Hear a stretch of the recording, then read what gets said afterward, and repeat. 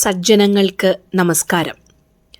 സംസ്കരണത്തിൻ്റെ, ഉപാസനയുടെ, സാധനയുടെ ദിനങ്ങളാണ് നമുക്ക് ഈ നവരാത്രിക്കാലം. മനുഷ്യന് എന്നും അത്ഭുതമായിരുന്നു ഈ പ്രപഞ്ചം.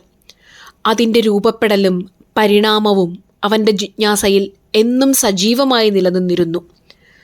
ആധ്യാത്മിക ശാസ്ത്രവും ഭൗതിക ശാസ്ത്രവും മനുഷ്യൻ്റെ ഈ ജിജ്ഞാസയ്ക്കുള്ള ഉത്തരമാണ് തേടിയത്. അപഗ്രഥന മാർഗങ്ങൾ പലതാണെങ്കിലും അന്വേഷണത്തിനു പിന്നിലെ അടിസ്ഥാന ചോദന ഒന്നുതന്നെയായിരുന്നു. പ്രപഞ്ച സൃഷ്ടി എന്ന സർഗപ്രക്രിയയ്ക്ക് കാരണമായ ശക്തി നിർഗുണവും നിരാകാരവുമാണെന്ന കണ്ടെത്തൽ ഋഷിദർശനത്തിൻ്റെ അപഗ്രഥന വഴിയിലെ സുപ്രധാനമായ തിരിച്ചറിവായിരുന്നു. എന്നാൽ രൂപരഹിതവും ഗുണാതീതവുമായ ഒന്നിനെ മനുഷ്യൻ്റെ സങ്കല്പ പരിധിയിൽ ഉൾപ്പെടുത്താനായി അതിന് സഗുണ സാകാരഭാവങ്ങൾ ആവിഷ്കരിക്കേണ്ടി വന്നു പ്രപഞ്ചമായി രൂപം കൊണ്ട ആ ചൈതന്യത്തിന്.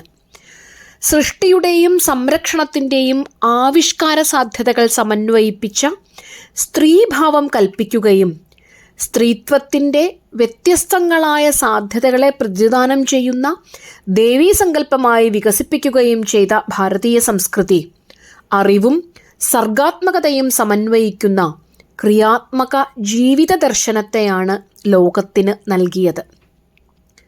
വേദസ്വരൂപിണിയായ ഗായത്രിയായും സൗന്ദര്യത്തിൻ്റെയും ഐശ്വര്യത്തിൻ്റെയും അധിദേവതയായ ലക്ഷ്മിയായും സർവവിദ്യകളുടെയും കലകളുടെയും ദേവിയായ സരസ്വതിയായും ശക്തിരൂപിണിയും ധർമ്മസംസ്ഥാപകയും വിജയപ്രദായിനിയുമായ ദുർഗയായും മാതൃരൂപിണിയും പ്രകൃതിരൂപിണിയും കൈവല്യദായിനിയായുമായ മഹാകാളിയായും ശിവശക്തി സ്വരൂപിണിയായ ലളിതാപരമേശ്വരിയായും പ്രപഞ്ചശക്തിയെ ആരാധിക്കുന്ന ഉപാസനയുടെ വൈവിധ്യങ്ങൾ ഭാരതത്തിലുണ്ട്. ഈശ്വരനെ ഏറ്റവും അഗാധമായി അറിയാനും ആവിഷ്കരിക്കാനും പ്രകൃതിയുമായി തന്മയീഭവിക്കാനും ഒരു വ്യക്തിക്ക് സാധിക്കുന്നത് തന്നിലെ സ്ത്രൈണ ഭാവത്തെ തിരിച്ചറിയുമ്പോഴാണ്.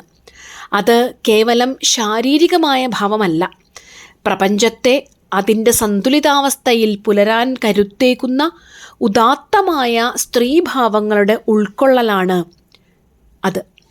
സൃഷ്ടിക്കുള്ള ഊർജം തന്നിൽ ധരിച്ചവൾ, ബ്രഹ്മാണ്ടങ്ങളെ തന്നിൽ നിന്ന് ചമച്ചവൾ, ഉടലും ഉയിരുമേകി പ്രപഞ്ചത്തിന് ജീവിതം പകർന്നവൾ, കരുത്തിൻ്റെ സ്തന്യാമൃതം പകർന്ന് ജീവനെ പുലർത്തിയവൾ, വാത്സല്യം നൽകി പരിപാലിച്ചവൾ.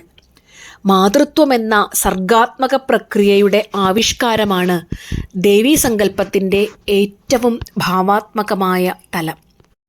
പ്രപഞ്ചത്തിന് ആധാരമായ പരമസത്തയെ മാതൃരൂപത്തിൽ ദേവിയായി ആരാധിക്കുന്ന സമ്പ്രദായം ഭാരതത്തിൽ വൈദിക കാലം മുതലേ നിലനിന്നിരുന്നു.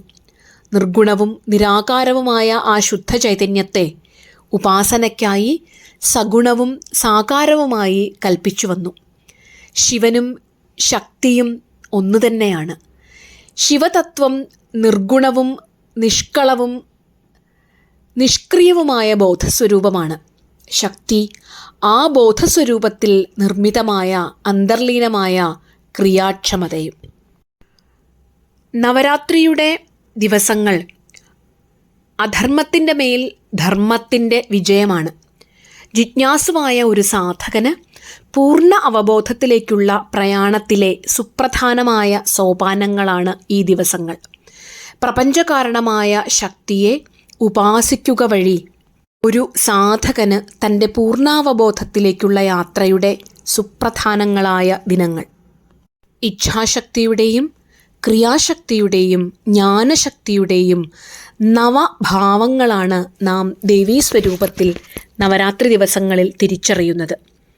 പ്രഥമം ശൈലപുത്രീതി, ദ്വിതീയം ബ്രഹ്മചാരിണി, തൃതീയം ചന്ദ്രഖണ്ഡേതി, കുഷ്മാണ്ഡേതി ചതുർത്ഥകം, പഞ്ചമം സ്കന്ദമാതേതി, ഷഷ്ടം കാർത്യായനീ തഥാ, സപ്തമം കാലരാത്രീതി, മഹാഗൗരീതി ചാഷ്ടമം, നവമം സിദ്ധിദാത്രീ ച നവദുർഗാ പ്രകീർത്തിത എന്ന് ആചാര്യന്മാർ നമുക്ക് പറഞ്ഞു തന്നു.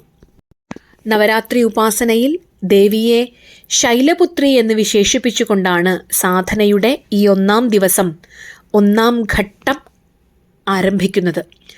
യാഗാഗ്നിയിൽ സ്വയം ദഗ്ധയായ സതീദേവി അടുത്ത ജന്മത്തിൽ ഹിമവാന്റെ പുത്രിയായി പർവ്വതനന്ദിനിയായി ആവിർഭവിക്കുന്നു.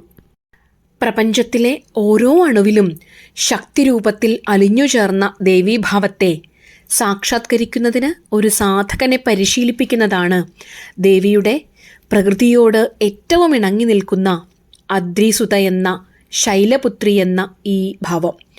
അചഞ്ചലമായ ആത്മവീര്യവും ഉൾക്കരുത്തിൻ്റെ ഉറച്ച കാൽവയ്പ്പുകളും പകരുന്ന ഇച്ഛാശക്തിയുടെ സ്ത്രൈണ ഭാവമാണിത്. നവരാത്രി വ്രതാരംഭത്തിൻ്റെ ഈ 1-ാം നാൾ നമ്മിൽ ഉൾക്കരുത്തിൻ്റെ ജാഗരണം സംഭവിക്കാൻ ദേവിയുടെ ശൈലപുത്രി ഭാവത്തിലുള്ള ഉപാസനയ്ക്ക് സാധിക്കട്ടെ എന്ന് നമുക്ക് ആത്മാർത്ഥമായി പ്രാർത്ഥിക്കാം.